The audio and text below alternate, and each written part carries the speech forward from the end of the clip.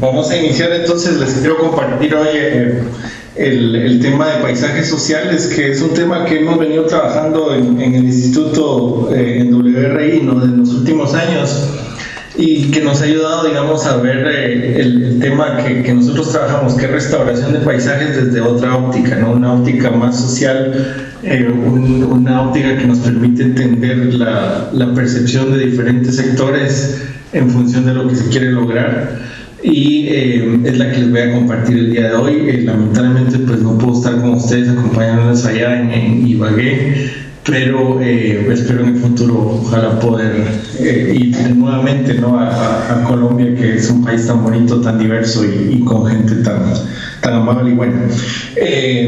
Para iniciar entonces les comparto esto. Es una metodología, ¿no?, que hemos venido desarrollando y que construye sobre otras metodologías que hemos trabajado y que se han desarrollado en otros lados, ¿no?, en el tema de redes. Básicamente, digamos, lo que quiero discutir con ustedes es qué son y a qué le llamamos nosotros paisajes sociales, ¿no?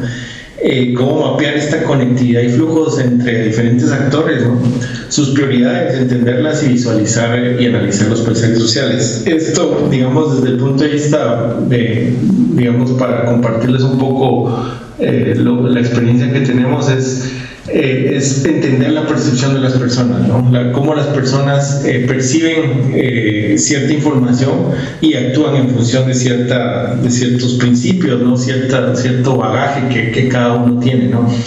Y eso no es necesariamente, digamos, estadísticamente significativo, si se puede decir, ¿verdad? O sea, las personas y todos nosotros, ¿verdad?, actuamos de acuerdo a nuestras percepciones. El ejemplo que siempre comparto es el restaurante, ¿no? Uno quiere ir al restaurante que más le gusta, pero en muchos casos tal vez no es por la comida, ¿no? Es posiblemente tienen un lugar de juegos donde, si ustedes tienen hijos, los niños se divierten y bueno, uno puede pedir la comida, tal vez no es lo más aceptable, ¿no? Pero la lógica y tal vez el muestreo y la estadística nos diría este restaurante es bueno porque la comida es top y los chefs que atienden ahí pues son de mucha experiencia. Entonces no necesariamente es por eso, ¿no? Entonces esta metodología nos permite entender por qué la gente decide en ciertas cosas, ¿verdad? Y en el tema de restauración específicamente que yo les voy a comentar, que es donde lo hemos aplicado,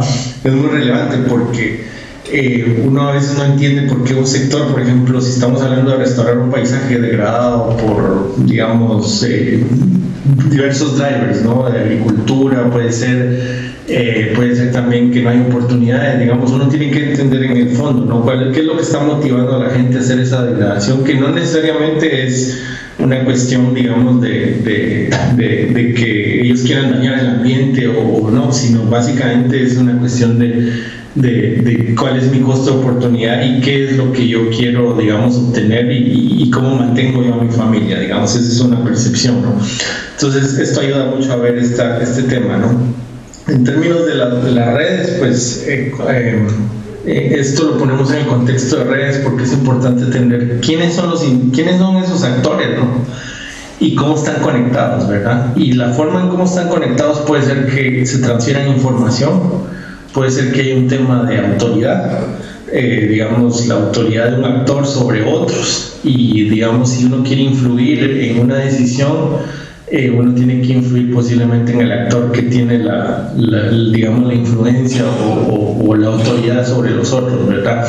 Esto pasa mucho a nivel de gobierno, ¿no?, en los ministerios, ¿no?, donde hay tal vez un buen equipo técnico, pero digamos el paso inicial es ver cuál es la percepción de los directores, hasta llegar posiblemente a ministros, ¿no?, para ver si eso está dentro de las prioridades de ellos, para que ellos lo puedan transferir a sus equipos técnicos y los equipos técnicos se muevan en esa dirección. ¿Qué beneficios hay? Pues como les decía, solo remarcando en lo que estaba hablando, ¿verdad? ¿Qué actores están involucrados? ¿Cómo están conectados? ¿Qué tipo de influencia existe, no? Y cuáles son sus roles y digamos qué influencia pueden tener en un tema específico. Yo les hablo de restauración porque es un tema en el que yo trabajo, digamos, pero eso tiene una aplicabilidad práctica en un montón de dimensiones, ¿no?, más allá del tema de recursos naturales. pues tiene una relevancia en ese sentido, ¿no? ¿Cómo nos ayudan los paisajes sociales? Ahora pues se habla mucho de estos temas, de esta participación, ¿no?, de diferentes sectores en la toma de decisiones. Y una de las principales limitantes, digamos, de estos procesos muchas veces es que, digamos, no se identifican también los líderes que representan ciertos sectores y se trae a la mesa a personas que posiblemente no tienen incluso nada que ver con el sector que se está hablando, discutiendo, y generan ruido más que acuerdos, y entonces eso dificulta mucho. Entonces esta metodología en cierta forma también permite identificar quiénes son esos actores que podrían estar en el liderazgo, en una posición de liderazgo, y que permitan abrir el diálogo hacia ciertos actores donde históricamente posiblemente ha sido difícil. También permite entender, digamos, cómo, si se van a hacer acciones de implementación en campo, quiénes son los actores que van a estar más cercanos a esa implementación y cómo eso va a afectar a los que no están cercanos a la implementación, ¿verdad? Por decirles algo, si se va a hacer en el tema de restauración, una restauración de sistemas silvopastoriles, ¿verdad? Como un buen ejemplo que hay en México, en Colombia, perdón, con Fedegan, digamos, incorporar más árboles a sistemas ganaderos. Cómo eso afecta, ¿no? Y cómo eso afecta a diferentes propietarios. Ese es un tema de percepciones, ¿no? Una experiencia muy clara que tenemos en ese sentido es, por ejemplo, se habla mucho de los sistemas pastoriles, que el beneficio de los árboles para producir más carne, para producir más leche, especialmente en épocas secas donde hay menos pasto disponible, ¿no? Sin embargo, cuando uno ve, digamos, el nivel de implementación en pequeños productores no se da mucho, ¿no? Y cuando uno consulta, no es que ellos no quieran o que no accedan o que no entiendan el proceso, sí, lo entienden perfectamente, pero el tema es un tema de tierra, ¿no? Entonces, el incorporar un árbol al sistema productivo, en este caso, nos limita, en este caso limita a los pequeños productores la tierra, ¿no? Que no la tienen en abundancia, ¿verdad? Entonces, esas cosas, digamos, cuando uno las analiza muy técnicamente, muy ingenierilmente, no se ven, porque uno dice, la lógica de la ecuación es esta: si yo pongo más árboles en el paisaje, usted va a tener más carne y más leche. ¿Y por qué no lo hace, verdad? Entonces la pregunta del millón es ¿por qué no lo están haciendo la gente? Entonces ahí es donde uno entiende, con este ejercicio de mapeo de paisajes sociales, cómo, digamos, en función de qué elementos las personas están tomando ciertas decisiones, ¿no? Entonces es muy rico en ese caso en entender. Y si ustedes están en una posición de facilitadores, ¿verdad? Como en mi caso, en muchos casos yo estoy en una posición de facilitador donde no soy ni juez ni parte, esto me facilita mucho porque me permite entender de dónde viene la posición de cada actor dentro del territorio que estemos hablando, ¿no? Ejemplos, digamos, como les decía, esto se construyó en función de ejemplos ya existentes, ¿verdad? O sea, no es una nueva metodología, es algo que viene de otras ciencias incluso, ¿no? Una de ellas es la epidemiología.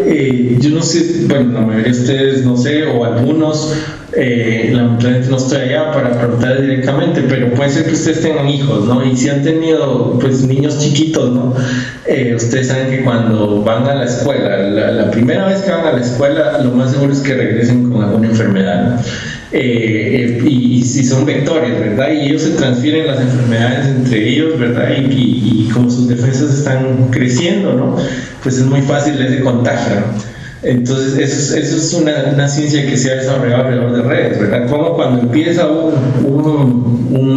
en este caso, una fuente, ¿no? Infecciosa, cómo se transmite hacia otras y cómo va evolucionando, ¿no? Entonces, eso se usa mucho en el análisis de redes. Es muy parecido, digamos, en el caso de ahora con las redes sociales, ¿verdad? Si ustedes ven estos famosos tweets, ¿no? Que se han hecho muy famosos en los últimos años, especialmente porque algunas autoridades a nivel mundial los usan mucho, ¿no? Para bien o para mal.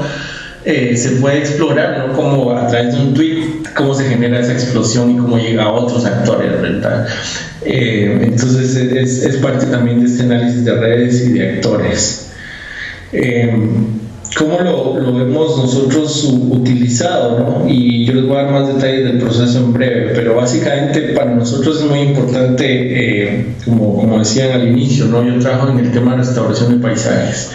En un paisaje hay ciudades, hay gente que está haciendo agricultura, hay gente que posiblemente tiene áreas de conservación, el mismo gobierno puede tener unas áreas protegidas, parques en el área, ¿no? Hay muchos actores y muchos intereses, ¿no? Y cada uno, pues como dicen, jala agua para su molino, ¿no? Entonces ahí hay que ver cómo, digamos, cuáles son las percepciones de cada uno y cómo identificar esos actores y qué es lo que quiere cada actor. Y, digamos, generalmente nosotros partimos de un problema, ¿no? En ciertos paisajes, por ejemplo, en Chile, uno de los problemas más grandes que hemos tenido son los incendios. Entonces, es el problema que afecta desde el agricultor hasta el forestal, ¿verdad? Pasando por ciudades incluso. Y las ciudades lo ven desde el punto de vista de, bueno, yo no quiero tener combustible alrededor, o sea, cualquier tipo de combustible, agrícola o forestal posiblemente es peor. Entonces yo no quisiera alrededor de las ciudades nada de eso. Eso es la posición de las ciudades, ¿no?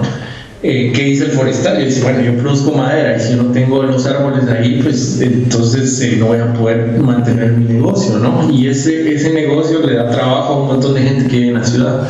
Entonces hay un montón de relaciones que ustedes bien se puede ir tejiendo, ¿no? Lo mismo esto del tema, ¿no? Que se está tocando, estos tejidos, ¿no? Cómo se van estructurando en función de diferentes actores, ¿verdad?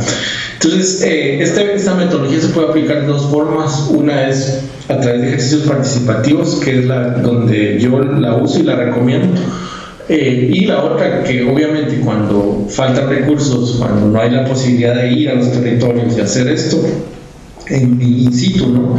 Pues está el tema de encuestas, ¿no?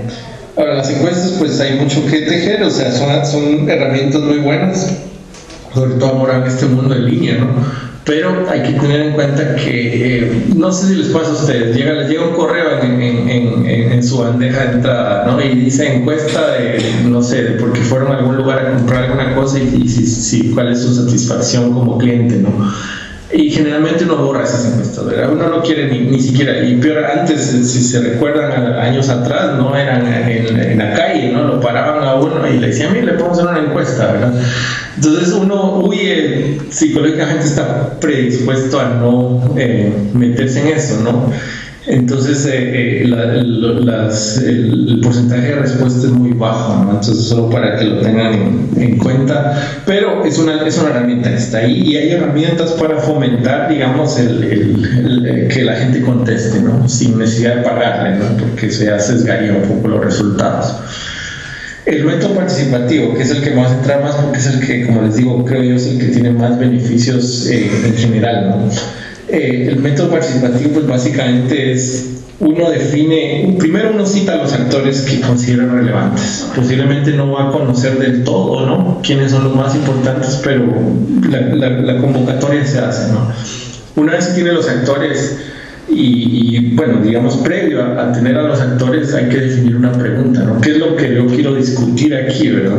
Una pregunta puede ser ¿quién financia la restauración de paisajes, por ejemplo, verdad? Y entonces yo el tipo de actores que tengo que traer ahí es banca, los propietarios de tierra, pequeños, medianos y grandes, digamos una serie de actores, ¿no? que están relacionados a la pregunta. Otra pregunta puede ser ¿quién tiene influencia sobre el territorio, ¿no? En temas de agua. Entonces puedo convocar a los cañeros de azúcar que usan mucha agua y puedo convocar también a las comunidades y todos los que jalan agua de esa cuenca, pues los puedo convocar. Entonces tiene que haber un tema que nos llame al diálogo, ¿no? Y que necesite conocer la percepción de los sectores.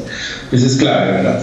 Una vez se tienen los actores, se convocan los actores, se identifican, digamos, con este grupo focal, ¿no? De personas, se identifican otros actores, ¿verdad? Por ejemplo, ustedes convocan, si la pregunta es ¿cuál es el fin? ¿Quién financia la restauración? Se convocan a diferentes sectores, ellos mandan un representante de cada sector y con esos sectores se trata de entender su percepción. Lo bueno aquí es que, por ejemplo, el banquero va a tener una visión de quiénes son los sectores principales en financiamiento, muy diferente a la del productor de tierra posiblemente, ¿no? Entonces ahí uno puede entender dónde podrían haber dificultades en el diálogo entre esos dos actores, ¿no? Eso es algo clave. Uno también puede jugar con los niveles de influencia, ¿no? O sea, pedirles a las personas, mire, ¿usted cree que, digamos, lo que se transfiere aquí es información o recursos? ¿Quién es el que da más recursos y a quién se los da? Entonces, por ejemplo, si tenemos una banca central ahí que le da recursos a la banca de segundo piso, que son los bancos comerciales, esos bancos comerciales, ¿a qué sector le están dando el dinero, ¿no? Si va a un sector de uso de la tierra, sector agrícola, ganadero, o si está ahí en un sector de servicios donde la gente lo que quiere es tener una tarjeta de crédito, endeudarse y para comprar bienes, ¿no? Que puede ser una economía de servicios. Pero les doy el ejemplo sin salirme, digamos, de que esto no es solo financiero o solo es esa pregunta, ¿no? Una vez se tiene la red de actores y procesos, el paso siguiente es visualizar los datos, ¿verdad? Ustedes ven acá en este slide, ¿no? Que es una maraña de cosas, ¿no? O sea, yo aquí no entiendo mucho qué es lo que está pasando, ¿no? Y por eso necesitamos una manera visual de ver esto bonito, ¿no? Y hay una serie de software, algunos cobrados, otros gratis, que están disponibles para poner esto bien claro, para que los tomadores de decisiones lo vean y se pueda tomar ahí una estrategia o definir una estrategia en función de esto, ¿no? Los pasos, digamos, para concretar, ¿verdad? Ustedes se convocan a un tema específico, generalmente nosotros sugerimos, dependiendo del número de personas, tener grupos.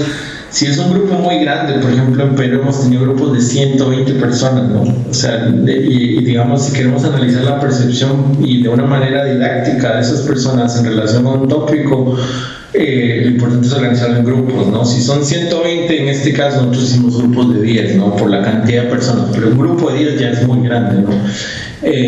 Nosotros preferimos grupos de 6, o eso es lo que sugerimos, ¿no? Y los grupos que sean lo más diversos posible en función de la pregunta. Al final lo que uno va a obtener de estos ejercicios va a ser un montón de repeticiones de una misma pregunta de diferentes actores.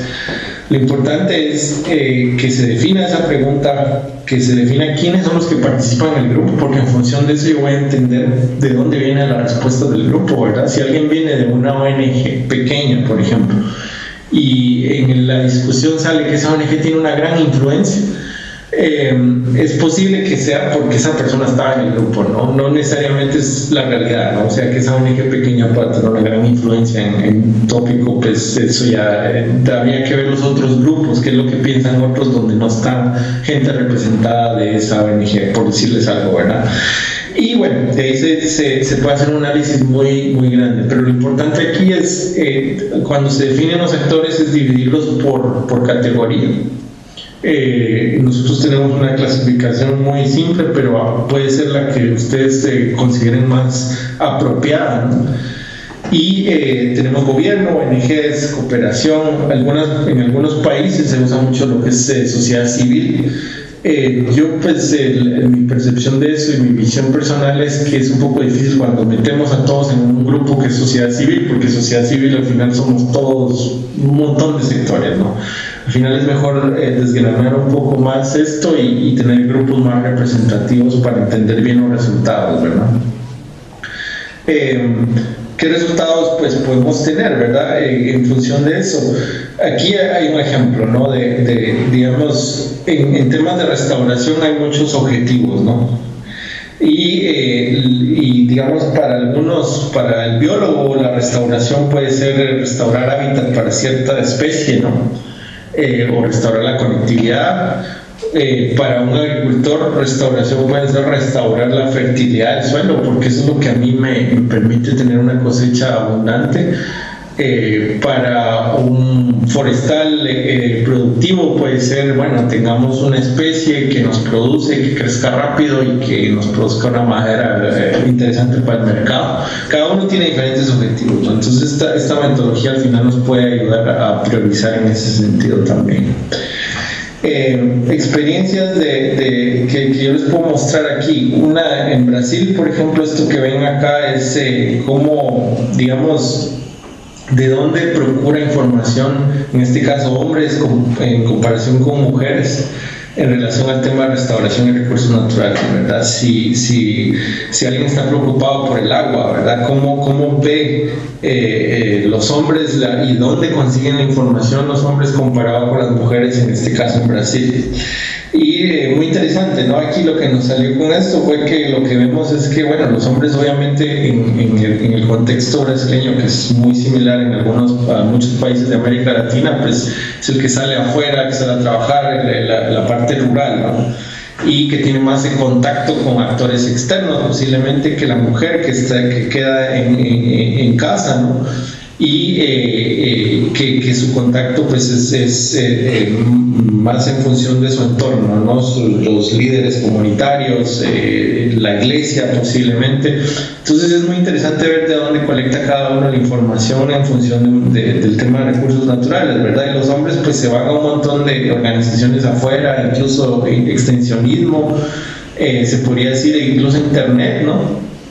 Y en el caso de las mujeres pues se busca más lo que son los líderes comunitarios, ancianos de la comunidad, incluso la televisión, la iglesia juega un rol importante, y obviamente los líderes comunitarios, como les decía. ¿Por qué es importante esto, verdad? Porque si yo voy a diseñar una estrategia que va a influenciar, digamos, a cierto grupo, ¿no? En el caso de mujeres, pues yo si pongo un anuncio en internet con información, con buenas prácticas y eso no va a llegar al sector que yo quiero, ¿no? Entonces esto permite un poco en cierta forma llegar a eso. ¿Cómo lo hemos usado nosotros en 2020? Como mencionaba, yo coordino el área de asistencia técnica dentro de la Iniciativa 2020, que es un esfuerzo regional de Latinoamérica, donde Colombia es parte, y para restaurar 20 millones de hectáreas, digamos, llevarlas a la restauración en un proceso inicialmente hasta el 2020 y digamos ahorita se está viendo al 2030 un incremento de la meta, pero básicamente es una red con muchas organizaciones y lo que queríamos ver aquí es cómo los socios se comunican entre sí, ¿no? Entonces aquí tenemos muchos socios que son ONGs grandes, UICN, GIZ, digamos el Banco Mundial, el Instituto von Humboldt en Colombia, que son socios locales, Pronatura en México, Fundación Vida Silvestre en Argentina. O sea, vemos un montón. Y lo que nos interesó ver es que hay un montón en la periferia, ¿no? Que son socios muy importantes, sobre todo en ciertos países, pero que no tenemos una comunicación muy directa, ¿no? O sea, los tenemos entonces hay que mejorar ese tipo de comunicación. Eso en ese sentido nos ha brindado, ¿no? Siguiendo con los resultados potenciales, ¿verdad? Les quiero mostrar aquí también, y si me permiten el tema aquí, les quiero mostrar también qué tipo de resultados potenciales en el tema de encuestas, ¿verdad? Como les digo, este no es un método preferido por nosotros, pero es necesario en algunos casos cuando se dan las condiciones, no se dan las condiciones óptimas para tener a la gente en un evento participativo, ¿no? Y bueno, en el caso de encuestas pues se puede preguntar en función de prioridades, ¿no? Generalmente ponderación, ¿verdad? De 1 a 5, ¿verdad? ¿Qué es lo que piensa la gente de ciertos objetivos de restauración? En este caso, un ejemplo muy particular que yo les puedo dar es, digamos, cuando uno genera un programa como de apoyo, ¿no? A productores desde el gobierno, como lo es posiblemente el CIF un poco en Colombia, ¿no? Que es un pago para la gente que planta árboles, ¿verdad? Pero hay muchos programas en Latinoamérica que son para restauración, el caso de Guatemala, el caso de Costa Rica, con el pago por servicios ambientales que incluyen una parte de restauración. Una de las preguntas que viene siempre a la mente es, bueno, ¿cuál es la modalidad, ya sea agroforestería, reforestación o conservación, que nos puede dar más, cumplir los objetivos que queremos? Porque un programa nace no para generar más hectáreas de algo, sino para mejorar la calidad del agua, mejorar el CO2. Y eso es muy difícil de medir, ¿no? O sea, ¿cuál es la causa y efecto, verdad? Si yo tengo una reforestación, ¿quiere decir que voy a tener mejor agua? Pues depende, ¿no? Si yo tengo más sistemas silvopastoriles, ¿quiere decir que voy a capturar más carbono en territorios ganaderos? Posiblemente sí, pero digamos hay una serie de cosas que hay que entender cómo la gente pondera, ¿no? Entonces en esta encuesta, ¿no?, que ustedes ven acá, una de las ideas es cuáles son las, digamos, la prioridad más alta que tiene cada objetivo que yo quiero lograr. Aquí está solo en unidimensional, básicamente está el objetivo aquí y está qué prioridad yo le quiero asignar a cada objetivo. En este ejercicio que yo les estaba comentando teníamos dos dimensiones, que era la prioridad o el objetivo y la modalidad con la que se quiere alcanzar el objetivo. De tal forma que yo digo, bueno, si quiero incrementar la biodiversidad, que en mi visión, ¿verdad? No técnica y no tengo investigación para eso, pero ¿qué es mejor para mejorar la biodiversidad? ¿Una reforestación o un sistema agroforestal?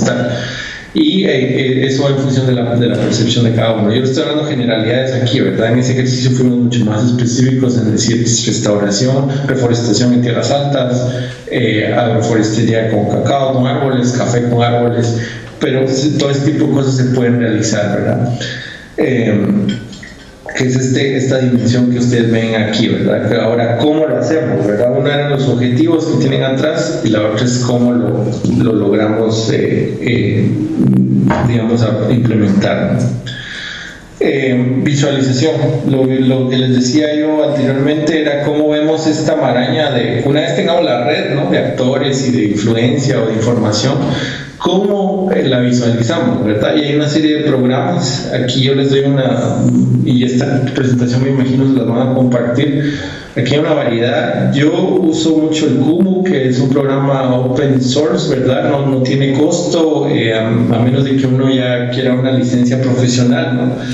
Pero nos permite tener una visualización muy buena y es muy sencillo de usar. Pero hay otros también, hay unos que sí son totalmente comerciales, hay otros que son totalmente gratis, pero mucho menos amigables, ¿no?